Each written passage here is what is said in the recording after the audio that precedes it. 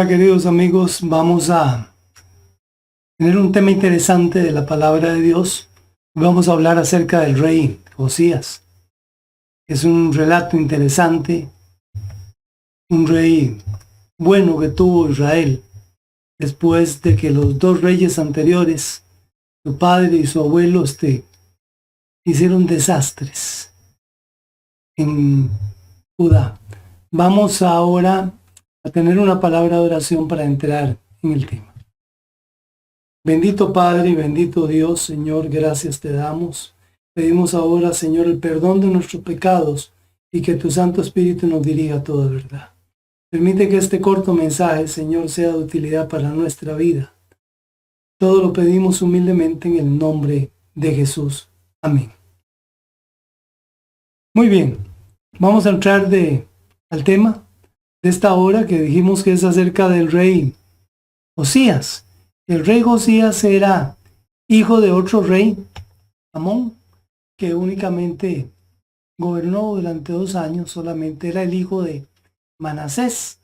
Ya en alguna ocasión hablamos de Manasés, todas las cosas que hizo, cómo extravió su camino totalmente y se apartó de Dios. Pero bueno, vino un hombre de reformas, un hombre importante en su reinado, y fue Josías, quien era nieto de Manasés. Vamos a leer lo que dice la palabra de Dios. Este estudio está basado en el capítulo 23 de Segunda de Reyes. Vamos a leer ahorita el versículo 4 del capítulo 23. Dice la palabra de Dios: entonces el rey mandó al sumo sacerdote Hilcías, a los sacerdotes del segundo orden y a los guardas de la puerta, que sacasen del templo del Eterno todos los vasos que habían sido hechos para Baal, para el bosque y para el ejército del cielo. Los mandó a quemar, dice, fuera de Jerusalén, en el campo del Cedrón, y mandó que llevaran sus cenizas a Betel.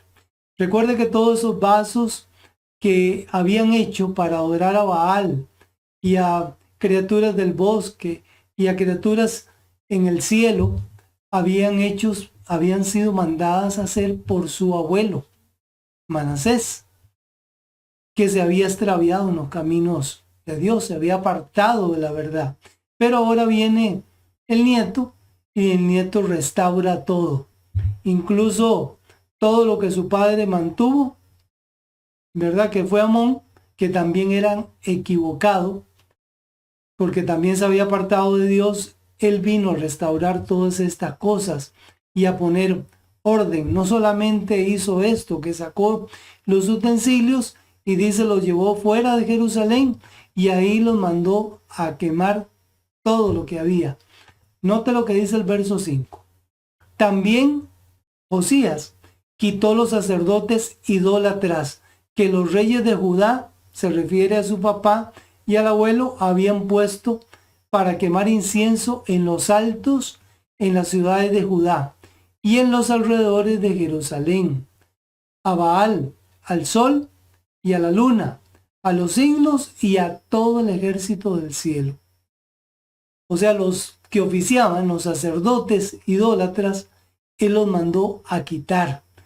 Eliminó todo lo que se hacía en función del paganismo. El verso 10, siempre hablando de Ezequías, dice: también profanó a Tofet, que está en el valle del hijo de Hinón. ¿Se acuerdan? Este era un lugar sagrado para los paganos, donde ellos llevaban sus hijos vivos para entregarlos para que fueran quemados ante el dios Moloc. Entonces Josías dice: también profanó a Tofet, que está en el valle del hijo de Hinón, para que ninguno pase a su hijo o a su hija por el fuego a Moloc. Muchas cosas restauró él, hizo las cosas de acuerdo al orden que Dios había establecido. A él se le conoce como el rey de las reformas. En Segunda de Reyes, en el versículo 11, siempre del capítulo 23, dice Quitó también los caballos que los reyes de Judá, ya ustedes saben quiénes son los reyes de Judá. Quitó también los caballos que los reyes de Judá habían dedicado ¿a quién? Al sol. Recuerden que eran paganos y adoraban al sol. A la entrada del templo del Eterno, o sea, a la entrada del templo de Dios, junto a la cámara del camarero Natán Melech, encargado de los tejidos, y mandó a quemar los carros que se habían dedicado al sol. Entonces, de esa manera, él comenzó a eliminar todo y a quitar todo. Por eso es conocido como el rey, que llegó, hizo reformas para restaurar la condición del pueblo y de él mismo para con el verdadero Dios. Qué maravilloso, ¿verdad?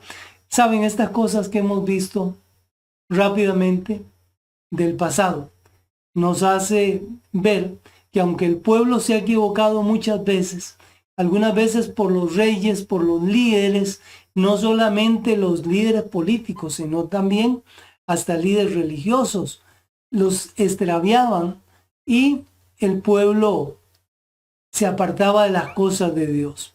Pero hay un versículo que quiero leer que es de San Pablo y él lo escribió cuando él escribió a la iglesia de Corinto. Es importante que lo analicemos, lo entendamos y profundicemos. Dice Primera de Corintios capítulo 10 versículos 6 y 7. Mas estas cosas sucedieron como ejemplo para nosotros. ¿Para quién sucedieron como ejemplo? Para nosotros, para que no codiciemos cosas malas como ellos codiciaron. Dice el verso 7. No seáis idólatras, como algunos de ellos, según está escrito. Esto se refería a aquellos que adoraban el sol. ¿Se acuerdan? El sol se ha adorado desde la antigüedad, en el paganismo. Se ha adorado en el día domingo. Por eso la palabra en inglés Sunday, día del sol. Entonces, la palabra de Dios dice que nosotros no debemos codiciar las cosas que ellos codiciaron, ni ser idólatras como ellos fueron, porque esto ya fue escrito. El versículo 11 es el más importante de todos, porque resume todo. Y dice, y estas cosas les acontecieron como ejemplo. Y están a quienes han alcanzado los fines de los siglos. En otras palabras, lo que le sucedió a ellos no nos tiene que suceder a nosotros, porque fue un ejemplo para que nosotros aprendamos y entendamos que no tenemos que adorar las cosas que están arriba ni que están abajo, nada de lo que Dios ha creado. Hoy en día muchas personas continúan adorando el sol. Algunos lo hacen inconscientemente, aunque sus líderes religiosos lo hacen conscientemente, muchas veces sus feligreses lo hacen inconscientemente. Espero que el tema les haya gustado, es un tema corto, que esta reflexión sea de utilidad y que te ayude a tomar decisiones en favor de lo que espera y desea el verdadero Dios, creador y sustentador de nosotros. Que Dios te bendiga a ti y tu familia. Es mi deseo y oración. Recuerden, por favor, seguirnos. Nos pueden seguir en Facebook, se pueden suscribir a YouTube. La página de Facebook está bajo el nombre y así nos pueden encontrar. Ingresa al buscador de la página de Facebook y le pone Ministerio de Esperanza. O le pone @mides.cr. Si quieres seguirnos en YouTube, puede hacerlo también. Ahí tenemos un canal y nos gustaría que te suscribas. En YouTube estamos con el nombre de Creyente Sin Fronteras. Así es, en YouTube el canal nuestro se titula Creyente Sin Fronteras. Y en Zoom nos puedes seguir con el nombre personal que es Juan Carlos Granado. Nos vemos pronto. Que Dios te bendiga y te cuide.